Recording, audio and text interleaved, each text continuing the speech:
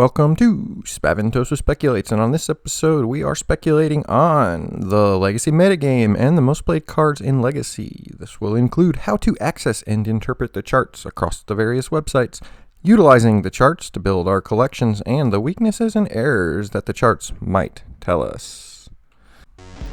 To start, I have these sites on bookmark, and while there might be others that present similar data, these are the ones that I use.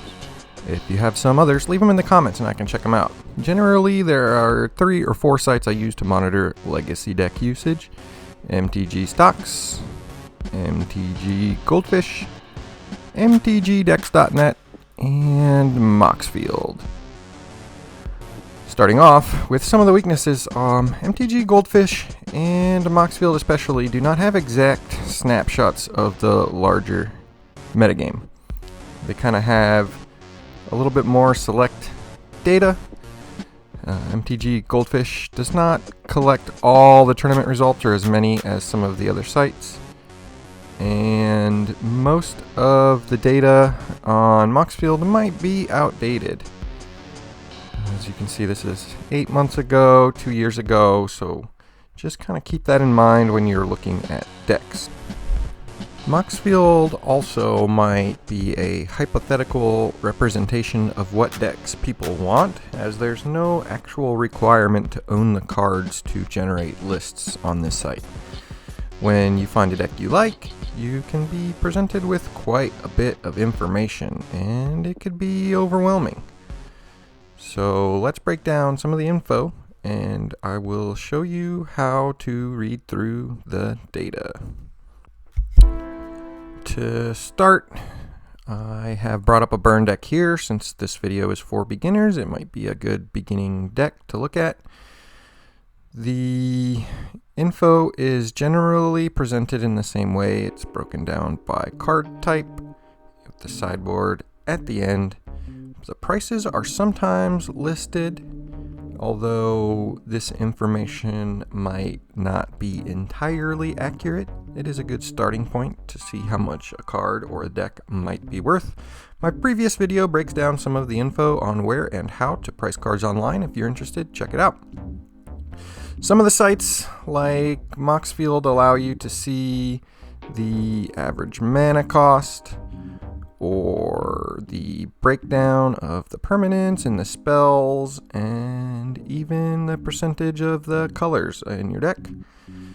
And if you scroll down further, you're even able to playtest, draw cards, and deal a hand, and that's pretty useful just to make sure that whatever deck you build or you're seeing isn't going to be just complete junk before you invest in the cards, and make sure that you're getting great opening hands and to practice your mulligans. My favorite data on these sites, however, is the most used cards section.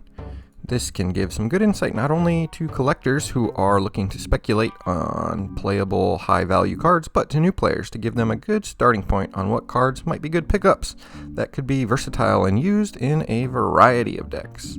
Both MTG Decks and MTG Stocks have quick looks at these staples, with play trends, popularity, and other stats associated with the cards.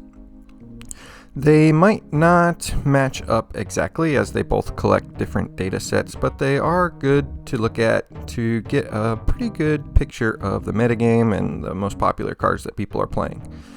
Most of this data is from online play and from tournament organizers who regularly update their sites.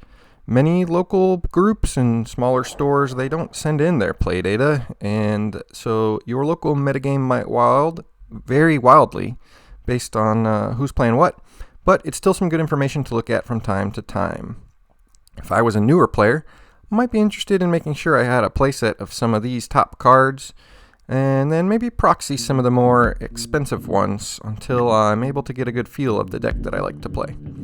Cards like Brainstorm or Ponder or even Swords to Plowshares, I have multiple playsets of, and if you're serious about getting into Legacy, you should too.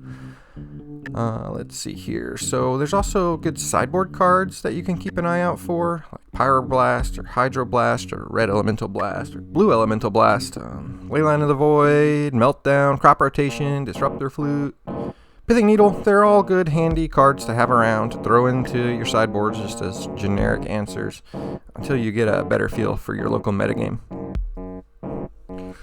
When there are big meta shakeups, large tournaments, and new sets, I like to revisit this data and see if there are any trends I can spot, which cards might be falling into or out of favor, or identify new cards that I need to pick up to keep up with the metagame and watch out for that my opponents might be playing.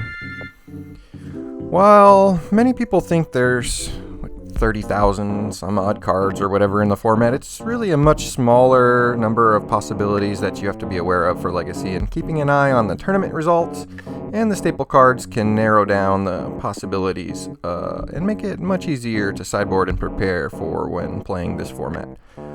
Hopefully this is helpful for new players to get into Legacy and to identify the powerful cards at our disposal. It's really a good mix of old and new cards, and once you find a deck you really like, a lot of players play that deck for years and years with minimal updates. If you have any questions, leave them in the comments or hit me up on my socials.